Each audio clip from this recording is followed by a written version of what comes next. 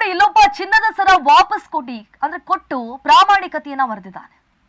KSRTC ಸಿಬ್ಬಂದಿ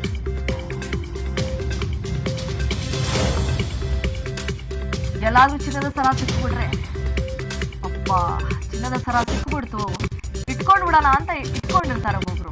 ಆದ್ರೆ ಇಲ್ಲೊಬ್ಬ ಕೆಎಸ್ಆರ್ಟಿಸಿ ಸಿಬ್ಬಂದಿ ಚಿನ್ನದ ಸರ ವಾಪಸ್ ಕೊಟ್ಟು ಪ್ರಾಮಾಣಿಕತೆಯನ್ನ ಮರೆತಿದ್ದಾನೆ. ಪ್ರಯಾಣದ ಸಂದರ್ಭದಲ್ಲಿ ಸರವನ್ನ ಪಾಪ ಮಹಿಳೆ ಕಳೆದು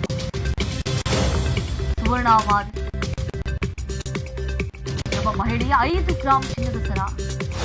ಇಳಕಲ್ ಘಟಕದ ಚಾಲಕ ಬಸವರಾಜ್ ನಾಗರಬೆಟ್ಟ ಸಿಬ್ಬಂದಿ ಕೆಎಸ್ಆರ್ಟಿಸಿ ಸಿಬ್ಬಂದಿ ಸರ ಕಳ್ಕೊಂಡು ಕಂಗಾಲಾಗಿ ಹೋಗ್ಬಿಟ್ಟಿತ್ತು ಮಹಿಳೆ. ಆದ್ರೆ ಕೆಎಸ್ಆರ್ಟಿಸಿ ಸಿಬ್ಬಂದಿ ಆ ಚಿನ್ನದ ಸರವನ್ನ ಕೊಟ್ಟು ಶಹಬಾಷ್ ಅನಿಸ್ಕೊಂಡಿದ್ದಾರೆ. ಇಳಕಲ್ನಿಂದ ಬಾಗಲಕೋಟೆಗೆ ಹೊರಟಿದ್ದಂತಹ ಬಸ್ ಹಿಡಿಯುವಂತಹ ಸಂದರ್ಭದಲ್ಲಿ ಏಕಾಏಕಿಯಾಗಿ ಆ ಸರ ಕಳಚಿ ಬಿದ್ದುಬಿಟ್ಟಿತ್ತು.